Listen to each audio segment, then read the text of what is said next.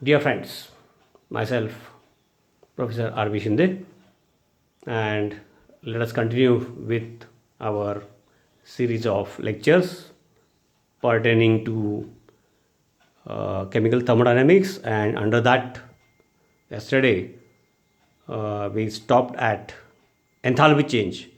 And under that enthalpy change, yesterday we have considered one specific case, enthalpy of combustion. Let me revise that by taking some other example once more, because that is important. And enthalpy change in specific cases, such type of examples we will consider. So let me start. Now, enthalpy change delta H, as we have up till now studied, during a change, it can be a chemical change or physical change. Whatever heat form of energy is evolved or absorbed, liberated or taken inside by a system, now that we can call as delta H, enthalpy change. Under that, enthalpy of combustion, and one example we have considered yesterday. So, suppose that a statement is there. These definitions are very important so that we can solve numerical examples and MCQs. MCQs for MSTCET, NEET, JEE Mains, and all other exams. Suppose that there is a statement in a numerical or a MCQ that enthalpy change delta H, instead of just enthalpy change, if it is enthalpy of enthalpy of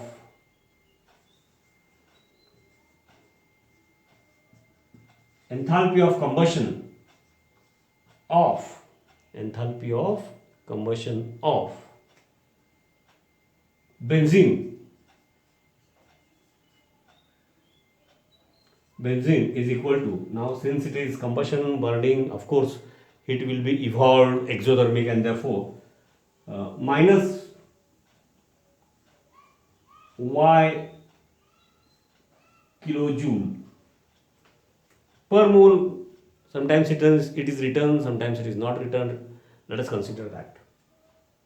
Minus Y kilojoules, okay, or minus Y kilojoules per mole, but sometimes it is not mentioned or written. Why? Now, enthalpy of combustion of benzene. One more example, easy example. Combustion of any organic compound we are considering means, if it is enthalpy of combustion, delta H, C, small c is used for that specific case. Enthalpy change, enthalpy of combustion of benzene is given, means what? For which reaction, under which conditions it is given.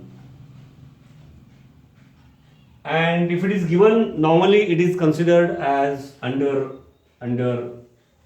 standard conditions. Standard conditions, temperature equal to 25 degrees Celsius, 298 Kelvin, pressure equal to 1 atmosphere. If not, then they should mention. Now, enthalpy of combustion of benzene is given, means what? Now, for any combustion reaction, the skeleton is fixed. Compound plus O2 gives CO2 and H2O. CO2 and H2O. Now here it is benzene. Instead of that it can be ethyl alcohol. Instead of that it can be methyl alcohol. Instead of that it can be ethane, or it can be acetic acid. It can be any, or pyridine, nitrogen containing, or some sulfur containing. Whichever is the compound, carbon containing, corresponding CO2, H2O, hydrogen changes to H2O, carbon changes to CO2, complete combustion, burning, complete oxidation, nitrogen containing NO2, if it is sulfur containing SO2, okay.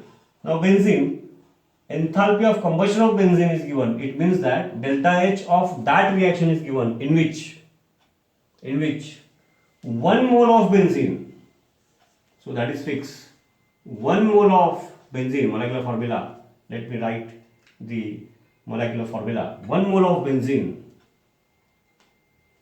is completely burnt in excess of oxygen. So for enthalpy of combustion of benzene, for this terminology, under this terminology, what are the conditions or what automatically gets fixed? Enthalpy of combustion असं जेव्हा terminology वापरली जाईल, enthalpy change फक्त नव्हे, delta H, enthalpy of combustion म्हणजे delta H C असं जेव्हा वापरलं असेल त्याचा अर्थ काय होतो? मग इथे एक्झाम्पल म्हणून आपण बेन्झिन घेतलं, त्याचा अर्थ 1 mole of benzene when it is burned in excess of oxygen, म्हणजे बेन्झिनचे कम्प्लीट बर्निंग, कम्प्लीट ऑक्सिडेशन, म्हणजे जेवढे कार्बन आहेत तेवढे सगळे CO2, जेवढे हायड्रोजन आहेत तेवढे सगळे H2O, म्हणजे ऑक्सिजन कमी पडले तर मग CO होतील, कार्बन मोनॉक्साईड किंवा कार्बन होईल, कार्बन ब्लॅक, असं नको व्हायला, म्हणून त्या डेफिनेशनचा भाग आहे. हे 1 mole fix, excess of oxygen, enthalpy change delta H taking place during that reaction in which 1 mole of benzene is completely burned in excess of oxygen. हे फिक्स आहे, म्हणजे हे 1 मोल फिक्स. आणि हा 1 मोल कम्प्लीट कंबशन झाल्यानंतर जे काही CO2 H2O मध्ये कन्वर्ट होणार, कंबशन असल्यामुळे हीट इज इव्हॉल्व्ड, द हीट इव्हॉल्व्ड म्हणजे आताच्या भाषेत enthalpy change, that enthalpy change can be called as enthalpy of combustion of benzene. Okay, म्हणजे इकडं 1 मोलच्या ऐवजी जास्त असतील, कमी असतील अमाऊंट, तरी पण कंबशन होणार, पण enthalpy of combustion of benzene असं जेव्हा टर्मिनॉलॉजी वापरलेली असते तेव्हा तो डेल्टा एच कुठल्या रिॲक्शनसाठी आहे. मग इथे एक्झाम्पल बेन्झिन घेतलं तर 1 मोल फिक्स. आता 1 मोल मग स्केलेटन लिहायचं, मग इथं बेन्झिन आहे म्हणून बेन्झिन, इथं कोण असेल तर जो कोण असेल तो, म्हणजे स्केलेटन काय, 1 मोल which ever is under consideration plus O2 CO2 H2O, physical states लिहितो. स्टँडर्ड कंडिशन्समध्ये हा gaseous, CO2 gaseous, 298 kelvin, 1 atmosphere standard condition म्हणजे हा लिक्विड. आणि जे मॉलिक्युल्स चर्चेत आहेत त्याच्या फिजिकल स्टेट्स आपल्याला माहीत असतील, असे जर नेहमीचे वापरातले असतील तर ते माहीत असायला पाहिजेत, किंवा मग ते तिथं न्यूमेरिकलमध्ये किंवा MCQमध्ये ते मेन्शन केलेलं असतं. बेन्झिन स्टँडर्ड कंडिशनमध्ये आम्हाला माहिती आहे लिक्विड, मग तो स्मॉल एल लिहिलं आहे, तर हे स्केलेटन पहिल्यांदा लिहिलं. ना 1 मोल बॅलन्स करताना सोयीसाठी 1 मॉलिक्यूल प्रमाणे करा, ते automatically 1 mole into N, ॲव्होगाद्रोज number. 1 मोल हॅज 6 मोल्स ऑफ कार्बन, म्हणजे आपण सोयीसाठी 1 मॉलिक्यूल प्रमाणे बॅलन्स करू. 6 ॲटम्स ऑफ कार्बन, म्हणजे इथं आता 6 CO2 झाले, 6 hydrogen in 1 molecule of benzene, म्हणजे ते झालं 3 H2O, म्हणजे carbon hydrogen benzene 1 mole of benzene मधलं बॅलन्स झालं. बॅलन्स करताना 1 मॉलिक्यूल घेऊन केलं, म्हणजे ते इंटू ॲव्होगाद्रोज नंबर केले की 1 मोल automatically, means 1 mole will give 6 moles of CO2 and 3 moles of water. For that how many moles of oxygen atoms, oxygen atoms म्हणतो बरं का मी सुरुवातीला, म्हणजे 6 CO2, 1 CO2 has 2 atoms of carbon, one molecule of CO2 has 2 atoms of oxygen. असं live रेकॉर्डिंगमध्ये एखादा शब्द इकडं तिकडं, ओके, जिवंतपणा, पण सारखं नाही चालणार. 1 molecule of CO2, 2 atoms of oxygen, म्हणजे 6 मॉलिक्युल्स, म्हणजे या CO2 1 मोलचं 12 ॲटम्स ऑफ ऑक्सिजन, आणि 1 molecule of H2O 1 atom of oxygen म्हणजे 3, याचा अर्थ 12 अँड 3 म्हणजे ते किती झालं बरं, 15. 12 and 3 15 atoms of oxygen, 15 atoms. Okay, 1 molecule has 2 atoms. आता हे नंबरच्या भाषेत बोलतो, हे मोलच्या भाषेत आहे, आणि त्यामुळं मग 15 मोल्स जर घेतले असते, 15 मोल्स जर आपण घेतले असते ऑक्सिजन, तर आम्हाला 30 मोल्स ऑफ ऑक्सिजन ॲटम मिळाले असते. समजतंय? 15 मोल्स ऑफ ऑक्सिजन घेतले असते तर आपल्याला 30 मोल्स ऑफ एलिमेंटल ऑक्सिजन मिळाले असते. आम्हाला आता सध्या 15 elemental oxygen, 15 moles of elemental oxygen लागत आहे. याचा अर्थ मोल्स ऑफ ऑक्सिजन 15/2 म्हणजे 7.5 मोल्स, हे असं बॅलन्स झालं. आता ही जी बॅलन्स्ड इक्वेशन लिहिली कंबशन ऑफ बेन्झिनची, बेन्झिन 1 मोल plus oxygen give CO2 and H2O. मग जेवढे कार्बन आहेत त्याप्रमाणे तेवढे CO2, जेवढे हायड्रोजन आहेत त्याप्रमाणे तेवढे H2O. हे कार्बन हायड्रोजन बॅलन्स झाले की मग राईट साईडला जायचं आणि मग how many oxygen atoms are required, तेवढे ऑक्सिजन ॲटम्स मिळण्यासाठी मग how many oxygen molecule should be taken, हे बॅलन्स केलं. मग 15/2 लिहा किंवा 7.5 लिहा. आता मोलच्या भाषेत वाचा. बघा मोल कन्सेप्ट पूर्वी झालेली आहे. 1 mole of benzene for complete combustion requires 7.5 moles of oxygen, and 7.5 moles of oxygen, then it will, after complete burning, combustion, complete oxidation, 6 moles of CO2 and 3 moles of H2O plus heat is given out, ही जी तिकडे दिलेली आहे. For this reaction enthalpy of combustion आपण जे म्हणतो, म्हणजेच ते किती आलं, डेल्टा H कंबशन असल्यामुळे delta HC heat is given out, therefore minus y kilo joule पर मोल. आता लक्षात आलं का बघा की एन्थाल्पी ऑफ कंबशनची चर्चा करताना many times per mole is not mentioned or return. कारण आहे की definition of enthalpy of combustion, मग इथं बेन्झिन आहे, उद्या आणखी कोण असेल, definition of enthalpy of combustion, enthalpy of combustion of benzene for example, त्या डेफिनेशनचाच पार्ट आहे Wien 1 mole of that compound is burn completely. त्यामुळे हे 1 मोल फिक्स आहे.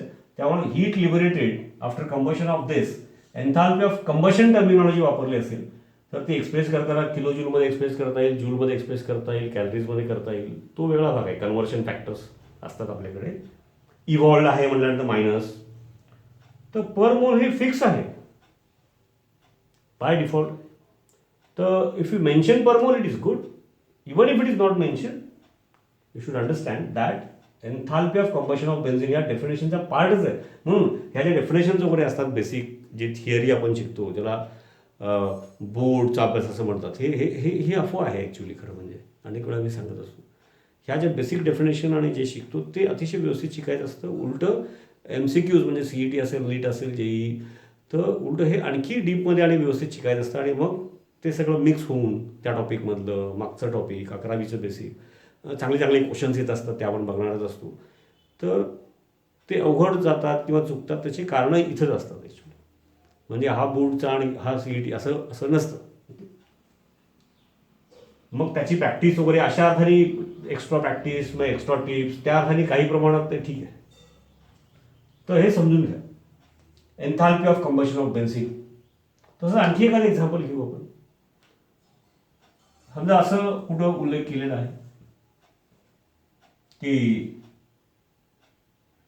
एन्थाल्पी ऑफ कंबशन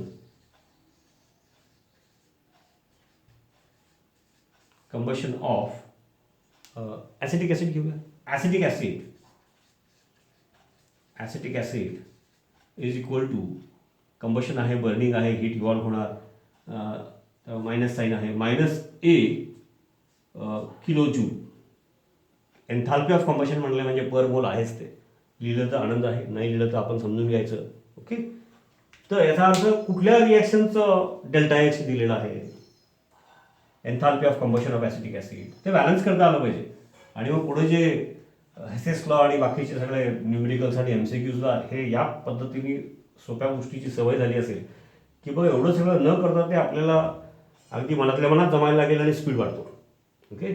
त्यासाठी हे असं आपण शिकतो. तर enthalpy of combustion of acetic acid is -A capital A kilo joule automatically म्हणजे पर मोल आहे. तर याचा अर्थ काय, तर कंबशनची रिॲक्शन होण्यानंतर मी आत्ताच बोललो की कुणाचंही कंबशन असू दे प्लस O2 आणि पलीकडे CO2 प्लस H2O हे फिक्स आहे. आता ॲसिटिक ॲसिड चाललं फॉर्म्युला आपल्याला आता इथं बॉन्डिंग वगैरे दाखवण्यात काही पॉईंट नाही आहे. फिजिकल केमिस्ट्री आपण इतर वेळेला बघितलेलं आहे. ॲसिटिक ॲसिड CH3COOH हे स्केलेटन पहिल्यांदा लिहिलं स्टँडर्ड कंडिशन्समध्ये. म्हणजे ॲक्च्युली डेलिबरेटली त्याला standard enthalpy of combustion of acetic acid असं म्हणतात. सगळं एकदम मला मिक्स करायचं नाही आहे. If not mentioned, we'll consider that it is under standard conditions. Okay. Acetic acid plus O2 gives CO2 and H2, कारण कार्बन हायड्रोजन ऑक्सिजन एवढेच आहेत, त्यामुळं पलीकडे products after combustion CO2 H2 असणार. स्टँडर्ड कंडिशन्समध्ये ऑक्सिजन गॅशियस फॉर्ममध्ये, CO2 gaseous फॉर्ममध्ये, water liquid फॉर्ममध्ये. Okay, हे एवढं लिहिलं पहिल्यांदा. ना 1 मोलॅक्यूल, मग मोल आहे म्हणजे मोल म्हणजे N मोलॅक्यूल्स असतात, ॲव्होगाड्रोज नंबर 6.022 × 10⁻23. तर 1 मोलॅक्यूल प्रमाणे करू म्हणजे ते ऑटोमॅटिकली इंटू N केले की ते 1 मोलसाठी होणार. Okay, for our convenience 1 molecule of acetic acid 2 atoms of carbon म्हणजे इथं 2 molecules of CO2 and 1 molecule of acetic acid has CH3COOH म्हणजे 3+1 4 atoms of hydrogen. 4 atoms of hydrogen म्हणजे इथं बॅलन्स करताना 2 molecules of H2O म्हणजे 1 molecule of acetic acid मध्ये जेवढे carbon hydrogen आहेत त्याप्रमाणे CO2 H2O पर्यंत बॅलन्स करून घ्यायचे. आणि मग राईट साईडला कार्बन हायड्रोजन बॅलन्स करण्यासाठी how many oxygen atoms are required ते मोजायचं. जसं की इथं झाले 2 molecules of CO2 म्हणजे ॲटम्स टोटल 4 आणि 2 molecules of H2O म्हणजे ॲटम्स टोटल ऑक्सिजनचे 2 म्हणजे 4 + 2 6 ॲटम्स ऑफ ऑक्सिजन झाले इथं. आता 6 ॲटम्स ऑफ ऑक्सिजन झाले, but out of that 6 product साईडला जे 6 ॲटम्स ऑफ ऑक्सिजन CO2 आणि H2O फॉर्ममध्ये आहेत फ्रॉम 1 molecule, त्यातले 2 ॲटम्स तर ॲसिटिक ॲसिडमधूनच येणार आहेत. 2 atoms are part of acetic acid. त्यामुळं ऑक्सिजन मोलॅक्यूल कंबशनसाठी आपण जो वापरलो आहे ऑक्सिजन गॅस, मग एअर वापरा किंवा प्युअर ऑक्सिजन वापरा काही फरक पडत नाही. एक्सेस म्हणले मुद्दाम, कमी नाही पडले पाहिजे. तर राईट साईडला 6 ॲटम्स ऑफ ऑक्सिजन, त्यातले 2 ॲटम्स तर ॲसिटिक ॲसिडमध्ये आहेत. याचा अर्थ इथून 4 यायला पाहिजेत. इथून 4 ॲटम्स म्हणजे 2 molecules. So this is the balanced equation. 1 mole of acetic acid will require 2 moles of oxygen and after complete combustion it will give 2 moles of CO2 and 2 moles of H2O. Combustion reaction of acetic acid. आणि मग 1 mole of acetic acid ची combustion reaction लिहिलेली आहे. याचा अर्थ enthalpy change taking place during this reaction in which 1 mole of acetic acid is completely burned in excess of oxygen and the enthalpy change taking place during this reaction can be called as enthalpy change. General आपण वापरू शकतो, can be called as enthalpy of combustion of acetic acid. याचा अर्थ याच्या पुढं लिहायचं असतं, मी इथं लिहितो ΔH कंबशन असल्यामुळे C छोटा c is equal to -A kilojoule per mole लिहा किंवा मोल रेस टू -1 असं झालं. तर अशी ही डेफिनेशन आपल्याला व्यवस्थित समजून घ्यावी लागेल. आणि आणखी पण इतर एक्झाम्पल्स घेता येतील. आता एन्थाल्पी ऑफ कॉम्बशनचे 1-2 सोपे एक्झाम्पल सांगितले मुद्दाम सुरुवातीला, सोपे एक्झाम्पल्स त्याची प्रॅक्टिस करा. त्याच्यावरून तुम्ही मग enthalpy of combustion of methyl alcohol, enthalpy of combustion of pyridine, या 2 रिॲक्शनसाठी तुम्ही रफ वर्क करा आणि ते बॅलन्स्ड इक्वेशन लिहा आणि ते मला व्हॉट्सअपवर पाठवून द्या. ओके, आता याच्यामध्ये आणखी एन्थाल्पी ऑफ फॉर्मेशन या पार्टकडे मला जायचं आणि मग एन्थाल्पी ऑफ फॉर्मेशनच्या संदर्भामध्ये मला जायचं असल्यामुळं मी थोडं इथं पॉज करत आहे. येस, एन्थाल्पी ऑफ फॉर्मेशन या टर्मिनॉलॉजीचा म्हणजे ΔH एन्थाल्पी चेंज स्पेसिफिक किंवा स्पेशल कंडिशनमध्ये फक्त एन्थाल्पी चेंज असं न म्हणतं, त्याला काही स्पेसिफिक कंडिशनमध्ये एन्थाल्पी ऑफ कंबशन किंवा हीट ऑफ कंबशन म्हणतात. तसं काही स्पेसिफिक ती रिॲक्शन जर त्याला मॅच होत असेल तर काही reaction for during certain reactions the enthalpy change taking place during certain reactions if it fits into that definition then it can be called as enthalpy of formation. तर basically या 2 definition जास्त महत्त्वाच्या आहेत, सारख्या लागतात आणि सोप्या असल्या तरी म्हणून त्याच्यावर मी भर देतो आहे. बघा, मग आता इथं बाजूला लिहिलेलं आहे की enthalpy of formation of ethyl alcohol equal to -B kilojoule असं लिहिलेलं आहे. याचा अर्थ काय आहे, म्हणजे ती B म्हणजे काहीतरी असेलच, तर मी एक्सप्लेन करताना व्हॅल्यू ॲक्च्युअली लिहित नाही. Enthalpy of formation of ethyl alcohol, मगाशी जसं आपण बघितलं enthalpy of combustion of ethyl alcohol म्हणजे काय, त्याचा अर्थ समजला. आता एन्थाल्पी ऑफ फॉर्मेशन ऑफ कोणी असेल, मिथाइल अल्कोहोल, बेन्झीन आणि कोण असेल, तर मी example ethyl alcohol is equal to, आता फॉर्मेशनमध्ये मात्र एन्थाल्पी ऑफ फॉर्मेशनमध्ये म्हणजे एन्थाल्पी चेंज फॉर्मेशनची रिॲक्शन शिकल्यानंतर लक्षात येईल की त्या रिॲक्शनवरती अवलंबून आहे की ती हीट इव्हॉल्ड असणार का ॲब्सॉर्ब, म्हणजे डेल्टा एच मायनस असणार का प्लस. या केसमध्ये निगेटिव्ह आहे, एक्झोथर्मिक आहे, हीट इज इव्हॉल्ड. तर बघा enthalpy of formation of ethyl alcohol is equal to -B kilo joules असं जर म्हटलं असेल, याचा अर्थ काय सांगितलेलं आहे तुम्हाला, तर enthalpic change delta H taking place during that reaction. What is that reaction? During that reaction, in which बोर्डवर सांगतो तोपर्यंत, in which 1 mole of that compound is formed from its basic elements in their standard states. आता बोर्डवर explain केल्यानंतर कळेल आणि हे मग मी पुन्हा बोलतो. एन्थाल्पी ऑफ फॉर्मेशन, तर फॉर्मेशनची रिॲक्शन पुन्हा इथे इथाइल अल्कोहोल आहे. एकदा इथाइल अल्कोहोलसाठी शिकलो की आपण सर्व बेन्झिन असेल आणि कोण असेल, ॲसिटिक ॲसिड असेल. तर फॉर्मेशनची रिॲक्शन म्हणजे काय असं पहिला सिम्प्लिफाईड समजून घेऊया की फॉर्मेशनची रिॲक्शन असं आपण त्याला सोपं करूया. जसं की एक्झाम्पल इथाइल अल्कोहोल आहे, तर काय लिहायचं, जसं कंबशनच्या वेळी मी सांगितलं होतं कोणाचंही कंबशन असेल तर +O2 आणि पलीकडे CO2H2O. नायट्रोजन कंटेनिंग असेल तर मग NO2 होईल, सल्फर कंटेनिंग असेल तर SO2 होईल. इथंपर्यंत एक्झाम्पल्स आपल्याला असतात. ओके, तसं फॉर्मेशन म्हणलं की काय, तर जे कोणाचं फॉर्मेशन असेल, for example here it is ethyl alcohol, 1 mole of that compound, पलीकडे 1 मोल C2H5OH, 1 mole of that compound is formed from its basic elements. आता इथाइल अल्कोहोलमध्ये बेसिक एलिमेंट्स कोण आहेत, कार्बन आहे. इथाइल अल्कोहोलमध्ये बेसिक एलिमेंट्स कोण आहेत बरं, कार्बन आहे, हायड्रोजन आहे, ऑक्सिजन आहे. फ्रॉम इट्स बेसिक एलिमेंट्स, आणि पुढे काय म्हटलंय, in their standard states, short फॉर्ममध्ये लिहितो, इन देअर स्टँडर्ड स्टेट्स. म्हणजे काय, कार्बन आपण स्टँडर्ड कंडिशन्समध्ये स्टेबल फॉर्म त्याचा आपण C लिहितो. Hydrogen in their standard states, hydrogen कुठल्या फॉर्ममध्ये स्टेबल असतो, एलिमेंटल हायड्रोजन स्टेबल नसतो, H2. Oxygen in their standard states, oxygen कुठल्या फॉर्ममध्ये असतो, O2, ओझोन नाही, O2. म्हणजे फॉर्मेशनची रिॲक्शन कुणाची लिहायची असेल, for example if it is ethyl alcohol, तर 1 मोल म्हणजे सोयीसाठी आपण 1 मोलॅक्युल लिहितोय, मग इंटू N म्हणजे ते 1 मोल झालं, is formed from its basic elements. म्हणजे बेसिक एलिमेंट्स म्हणजे इथाइल अल्कोहोल पुरतो विचार केला तर कार्बन, हायड्रोजन, ऑक्सिजन.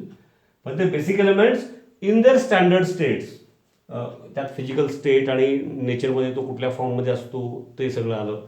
जसं सल्फर असेल तर S8, तसं कार्बनचं पण ॲक्च्युली C नसतो, पण आपण आपल्या लेवलला म्हणजे त्यात नीट CET सगळं आलं, कारण कार्बन पण असा कार्बन हा नसतो, तो C40, C60.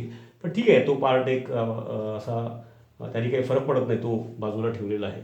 पुढं कुठं आणखी एखादा स्टँडर्ड क्वेश्चन MCQ आला तर बघू परत. ओके, तर basic elements in the standard states म्हटल्यानंतर मग basic elements carbon, just look here, basic elements carbon, hydrogen, standard states, basic elements in the standard states म्हणजे हायड्रोजन अँड ऑक्सिजन. तर ethyl alcohol म्हणजे basic elements carbon, hydrogen, oxygen. Standard स्टेट्समध्ये carbon, hydrogen, oxygen. आता ते standard states म्हणजे physical स्टेट्ससह विचार करायला पाहिजे, म्हणजे मग स्टँडर्ड कंडिशनमध्ये हा लिक्विड असतो, this one is gaseous, this one is gaseous, this one is solid. हे पहिला स्केलेटन लिहिलं. त्यानंतर 1 मोल म्हणजे मग 1 मोलॅक्युल प्रमाणे बॅलन्स करू, मग इंटू N केलं की ऑटोमॅटिकली ते 1 मोलला ते पूर्ण इक्वेशन लागू होणार. तर 1 molecule of ethyl alcohol has 2 atoms of carbon, म्हणजे इथं कोएफिशियंट 2 येणार. Total 6 atoms of hydrogen, 6 atoms of hydrogen म्हणजे इथं 3 molecules of hydrogen and 1 atom of oxygen. म्हणजेच 1 mole of oxygen will give 2 moles of elemental oxygen. आम्हाला 1 mole of elemental oxygen पाहिजे, म्हणजे मोलॅक्युल प्रमाणे 1 ॲटम, म्हणून half mole of oxygen will make available 1 mole of elemental oxygen, n atoms of elemental oxygen. Okay, half molecule नसतो तो, half mole आहे, लक्षात घ्या. आणि मग आता हे असं बॅलन्स केलं फिजिकल स्टेटसह. आता ही जी रिॲक्शन आहे, ज्या फॉर्ममध्ये दिली त्याच्यामध्ये काय दिसतंय बघा, 1 mole of ethyl alcohol is formed from its basic elements in their standard states. अशी ही रिॲक्शन झाली, बॅलन्स्ड इक्वेशन. हे 1 मोल फिक्स, त्याप्रमाणे इकडं कोएफिशियंट्स बॅलन्सिंगचे सिलेक्ट केलेले आहेत. This reaction is called as, or it comes under what we call as formation of ethyl alcohol. आणि मग ही reaction झाली या फॉर्ममध्ये, there will be some enthalpy change. So enthalpy change taking place during this reaction, it is an enthalpy change. Here in this case, heat is evolved, exothermic, delta is equal to negative. But the enthalpy change taking place during this reaction is called as enthalpy of formation of ethyl alcohol. Enthalpy of formation of delta HF, छोटा f लिहितात. Enthalpy of formation of ethyl alcohol हे फार महत्त्वाचं आहे. आणि मग मगाशी जसं शब्दामध्ये दिलं होतं की enthalpy of formation of ethyl alcohol is equal to, इकडं जागा नाही आहे मी इथं लिहितो, -B किलो जूल, म्हणजे पर मोल ते आहेच. आता पर मोल आहे पण काही वेळेला लिहितात, काही वेळेला लिहित नाहीत. तर बाबा enthalpy of formation of ethyl alcohol, once I utter this, once this is written, तर डेफिनेशनचा पार्टच आहे की ज्याचा एन्थाल्पी ऑफ फॉर्मेशन चर्चेत आहे. For example enthalpy of formation of ethyl alcohol, याचा अर्थ 1 mole of ethyl alcohol is formed from its basic elements in their standard states. याचा अर्थ ते पर मोल ऑटोमॅटिकली आहेच त्याच्यामध्ये. मेन्शन केलं तर चांगलं आहे, if not mention we should know. Okay, तर enthalpy of formation equal to, जसं इथं दिलं -B किलो जूल, याचा अर्थ समजून घ्यायचा की enthalpy change of that reaction is given in which 1 mole of ethyl alcohol is formed from its basic elements in their standard states. मग आणखी एखादं एक्झाम्पल लिहूया आपण. समजा enthalpy of formation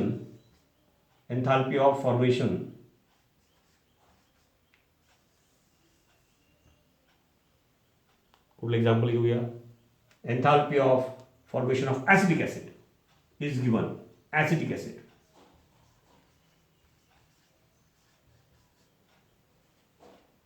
The enthalpy of formation of acetic acid is equal to, value दिलेली आहे, is equal to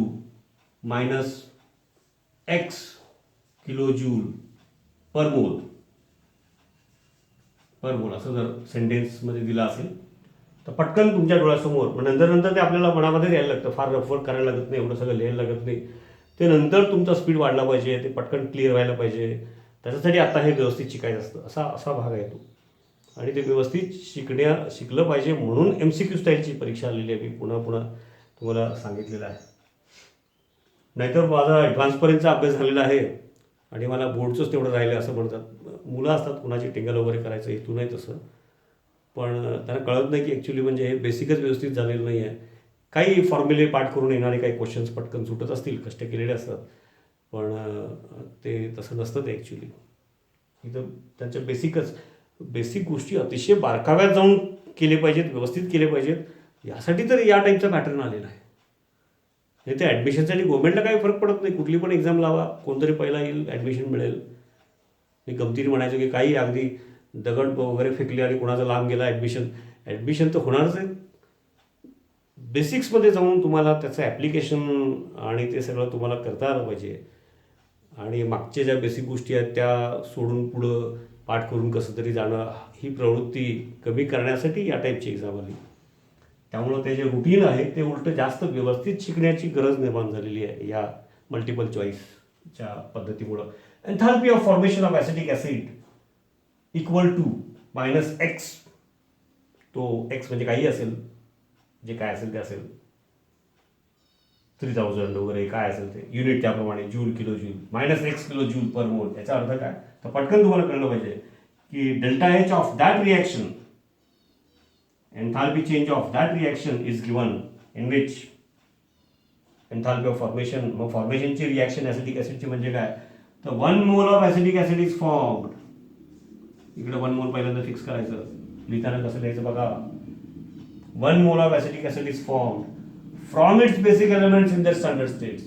आता acetic acid म्हणजे बेसिक एलिमेंट्स कोण कोण आहेत बरं, मगाशी जसं सांगितलं तसं इथं पण carbon, hydrogen, oxygen. Carbon from its basic elements, तर basic elements in the standard states म्हणजे हायड्रोजन बेसिक एलिमेंट्स स्टँडर्ड कंडिशनमध्ये कुठल्या फॉर्ममध्ये असतो त्या फॉर्ममध्ये, फिजिकल स्टेट, मॉलिक्यूल, ते सगळं. आणि मग बघा कसं झालं, कार्बन, हायड्रोजन, ऑक्सिजन. आणि मग physical states from its basic elements in the standard स्टेट्समध्ये कार्बन सॉलिड, हायड्रोजन H2 फॉर्ममध्ये असतो आणि गॅशियस. स्टँडर्ड कंडिशनमध्ये standard states oxygen gaseous, acetic acid liquid, हे स्केलेटन लिहिलं. ना 1 मोल म्हणजे 1 मॉलिक्यूल प्रमाणे बॅलन्स करू. Acetic acid 2 atoms of carbon म्हणजे इथं 2 coefficient. Hydrogen 4 atoms of hydrogen म्हणजे याचा अर्थ इथं 2 मॉलिक्युल्स. ऑक्सिजन 2 ॲटम्स राईट साईडला आहेत, याचा अर्थ 1 कोएफिशियंट. आता ही बॅलन्स्ड इक्वेशन झाली.